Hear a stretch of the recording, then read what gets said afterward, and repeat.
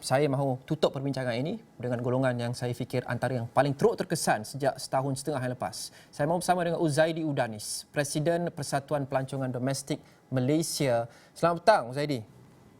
Selamat petang. Assalamualaikum. Apa khabar, Luqman? Baik, Alhamdulillah. Sudah tentu antara yang kita semua sudah dimaklum, antara yang paling teruk terkesan adalah pemain industri pelancongan sejak setahun setengah yang lepas. Pelbagai perkara sudah cuba dilakukan, diperjuangkan oleh Uzaidi dan rakan-rakan dalam sektor ini. Apa harapan Uzaidi dan rakan-rakan dalam sektor pelancongan untuk kerajaan baru ini dan juga untuk Menteri Pelancongan, Kesenian dan Kebudayaan, Datuk Seri Nancy Shukri? Ya, terima kasih, Luqman. Pertama sekali saya ingin mengucapkan jutaan terima kasih kepada Yang Amat Berhormat Perdana Menteri, Datuk Seri Ismail Sabri, kerana melantik semula Yang Berhormat Datuk Seri Hajah Nancy Shukri sebagai Menteri Pelancongan yang baru. Jadi ini amat penting. Konstitusi dengan cara tidak ada gugat, tidak ada disturbance.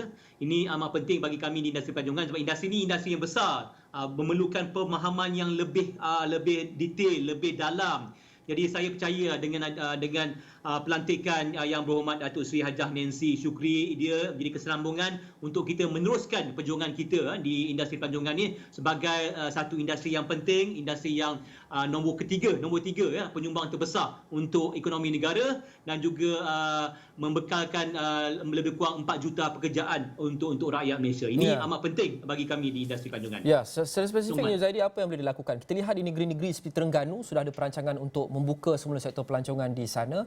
Apa yang kita boleh lakukan untuk membantu pemain sektor pelancongan yang sudah banyak menderita tapi pada masa yang sama tidak terlampau membahayakan penularan semula COVID-19?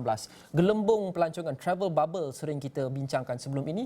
Adakah Uzaidi merasakan bahawa kita sudah sedia untuk memperluaskan gelembung pelancongan sekurang-kurangnya dalam kalangan pelancong domestik di negara kita? Ya, Luqman, sebenarnya dah 20 bulan, lebih kurang 20 bulan kami tidak ada mempunyai pendapatan yang konsisten. Tetapi kami terpaksa membayar pinjaman, pembiayaan, terutama sekali siapa-siapa yang mempunyai bas, mempunyai hotel, chalet, terpaksa membayar walaupun mempunyai moratorium yang agak suntuk. Kita kena lihat pandangan ataupun secara makro dan juga mikro. Jadi harapan kami, pihak industri kementerian melihat secara makro dan mikro, kita go deep dive. Saya tahu banyakkan negeri memang nak buka, tetapi kita kena berjaga-jaga supaya tidak ada penularan yang baru ataupun penularan ataupun satu varian yang baru yang merebak di situ. Kita lihat banyakkan negeri-negeri di luar negara, terutama di negara ASEAN, negara Thailand, mereka telah belajar hidup bersama-sama dengan virus ini, di mana dia melalui Phuket, sandbox Phuket telah berjaya menghidupkan semula industri pelancongan situ. Jadi kita tak mau tergesa-gesa, kita kena merancang, kita kena plan. Jadi plan ni kena ada clarity. Mengikut OECD ataupun Organisation of Economic Cooperation and Development, OECD, amat penting dua benda ni. Apa dia dua benda ni? Dia adalah kolaborasi dengan kooperasi, collaboration dengan cooperation.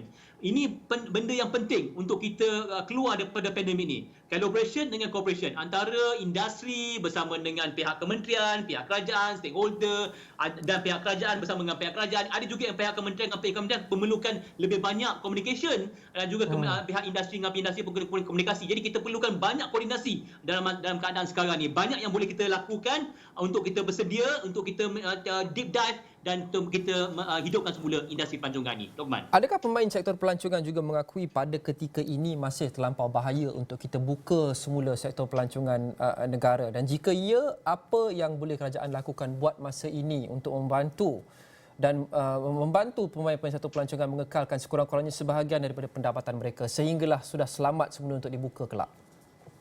Ya, Luqman, sebenarnya untuk negara kita, Malaysia, sebagai rekod kita tidak ada satu pun daripada kluster pelancongan, tidak ada satu pun walaupun kita tahu daripada pelancong daripada China, ada pelancong, tidak ada satu pun kluster khas daripada pelancongan. Jadi kami mungkin kerana pelancongan masih belum berjalan sejak setahun lepas, Uzaidi.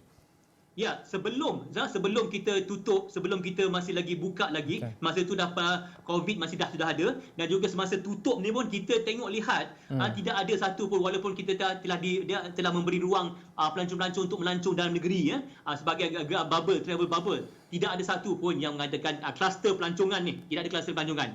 Jadi bagaimanapun kita kena bersedia, kita kena berjaga-jaga dan kita make sure dan semua SOP kita lakukan. Saya agak risau kalau katakan penggiat industri ataupun kedai-kedai yang tidak mengambil ringan.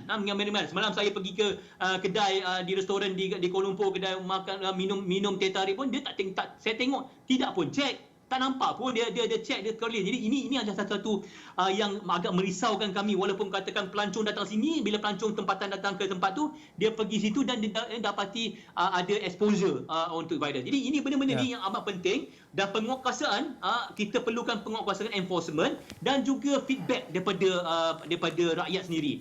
Kita boleh tengok kita boleh kasi feedback pada pihak berkuasa dan tempat-tempat ni tidak mengikuti atau adaptasikan SOP. Kita boleh dengan adanya kolaborasi koordinasi ni, kita boleh mengurangkanlah kecuaian-kecuaian yang tidak menepati atau mematuhi SOP ni. Dan banyaklah Lokman, sebenarnya banyak benda yang kita boleh teliti kan. Baik, terima kasih Huzaidi Udanis, Presiden Persatuan Pelancongan Domestik Malaysia, dan kita harapkan dialog antara pemain sektor pelancongan dan kerajaan akan dirancakkan lagi selepas ini untuk memastikan tidak akan ada siapa yang terkesan dengan terlampau teruk, bukan sahaja pemain sektor pelancongan tetapi rakyat secara kebanyakannya, mengharungi badai COVID-19 dan memandu pemulihan ekonomi.